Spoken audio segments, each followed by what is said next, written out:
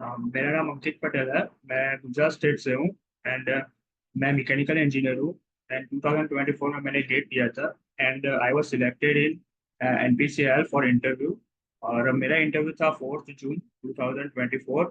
And वो interview मेरा NPCI मयूर guest house में था, जो है अपना मनकूट सिटी, मुंबई में।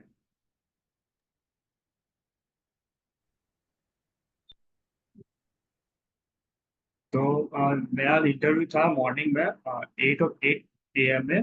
तो 8 AM को मुझे रिपोर्ट करना था। तो जैसे ही मैं एनपीसीआर का जो मयूर गेस्ट हाउस है वहाँ पे एंटर किया, तो वहाँ पे एक बाहरी काउंटर था।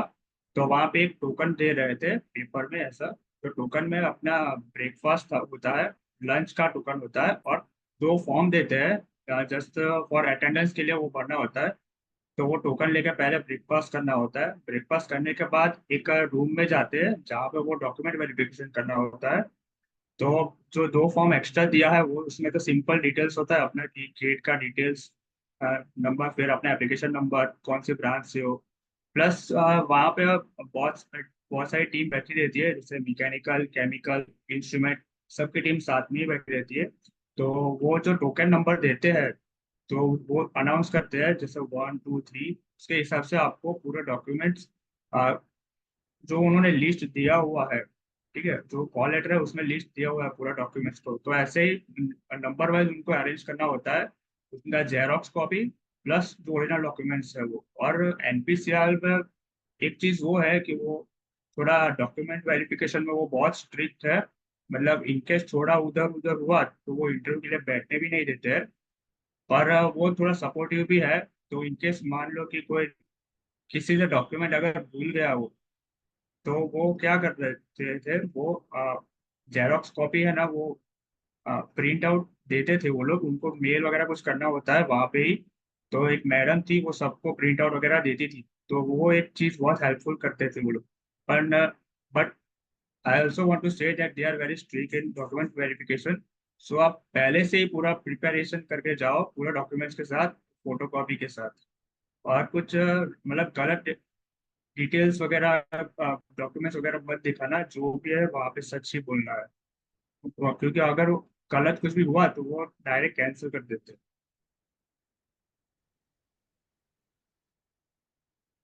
तो मेरा रिपोर्टिंग टाइम तो 8 o'clock था मॉर्निंग में। तो उसके बाद जो ब्रेकफास्ट वगैरह डॉक्यूमेंट वेरिफिकेशन के साथ 9 और 9 o'clock हो जाता है। फिर वो जो टोकन नंबर दिया होता है उसके हिसाब से वो लोग एक अलग रूम के नज़दीक सबको बुलाते हैं, नंबर वाइज। जैसे 3 3 4 4 लोग हैं, जिसका भी डॉक्यूमेंट वेरिफिकेशन हो जाता है, तो एक सर आता है, टोकन नंबर अनाउंस करता है, और फिर वो इंटरव्यू के लिए लेके जाते हैं। फिर जैसे हम वहाँ पे जाते हैं, तो वहाँ पे थोड़ा मतलब वेटिंग करवाते हैं। उसके बाद आप वहाँ पे अपना जो मैकेनिकल था, तो उसके 4 पैनल थे। तो मेरा टोकन नंबर 8 था। तो ऐसे सबको डिस्ट्रीब्यूट कर रहे थे वो। तो मेरा सेकंड नंबर था, ME2 करके था पैनल का नेम। तो वहाँ पे इंटरव्यू था। तो जैसे ही मैं अंदर गया, तो वहाँ पे टोटल 6, वन वो पैनल में टोटल 6 मेंबर्स थे, उसमें वन फीमेल थी और फीमेल था, और एक मेल मेंबर था। तो वहाँ पे जाके पहले फीमेल मेंबर को मैंने ग्रीटिंग्स किया। फिर मेल्स मेंबर थे, वो सबको ग्रीटिंग किया। तो जैसे ही मैं वहाँ पे गया, उन्होंने बोला सीट पे बैठ जाइए आप। फिर उन्होंने वाटर, वो पानी पीजिए थोड़ा।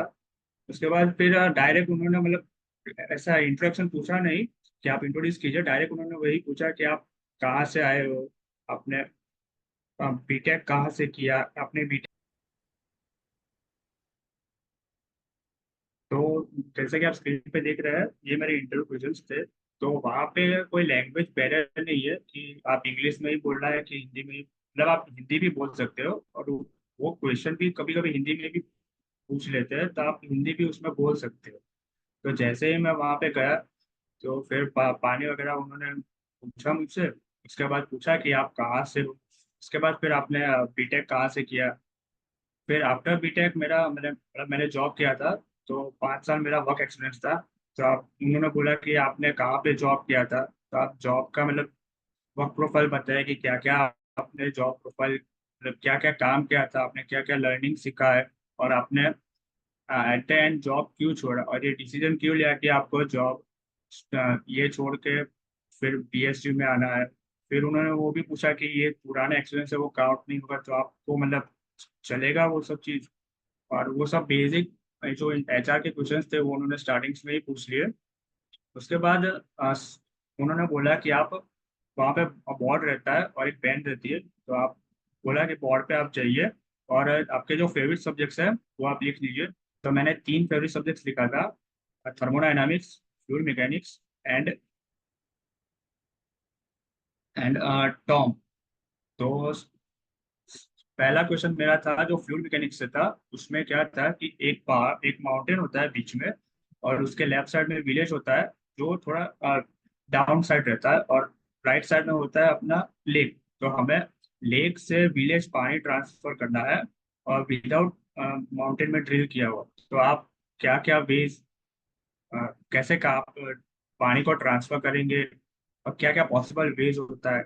तो फिर मैंने उनको बताया कि मतलब पंप हो सकता है या फिर साइफन भी हम यूज कर सकते हैं। तो वो साइफन में थोड़ा डीप गए कि आप साइफन मतलब कैसे काम करता है।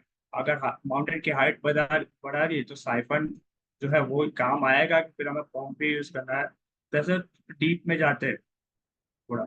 और जो भी वो क्वेश्चंस पूछते हैं वो पूरे रियल लाइफ क्वेश्चन होते हैं। हम जो भी हम बुक्स में पढ़ते हैं वो डायरेक्ट ऐसे क्वेश्चंस आते ही नहीं है, जो भी रियल लाइफ क्वेश्चन है वही आएंगे। फिर उसके बाद थर्मोडायनेमिक्स का क्वेश्चन था, उसमें सर ने पूछा कि 2 कप है, दोनों सिरामिक मटेरियल के हैं और दोनों में टी भरा हुआ है और उसका टेम्परेचर 70 डिग्री है। अभी एक कप है उसके ऊपर पतला सा कॉपर का प्लेट रख दिया और दूसरा कप है वो ओपन है और जो दोनों कप है वो हमें एटमोसफेयर में छोड़ दिया। तो कौन सबसे पहले कूल होगा कौन सबसे बाद कूल होगा क्या होगा। उसके बाद उन्होंने वो पूछा कि मोड्स ऑफ हीट ट्रांसफर क्या है, इवोपोरेशन क्या है। तो वो डीप में जाते हैं तो आप कोई भी कोई भी आप मतलब आंसर दो तो उसमें आपको एक्सप्लेनेशन देना होगा। आप डायरेक्ट ऐसे नहीं बोल सकते कि ये कूल हो गया ये पॉसिबल है। प्रॉपर आपको एक्सप्लेनेशन देना ही होगा उस चीज।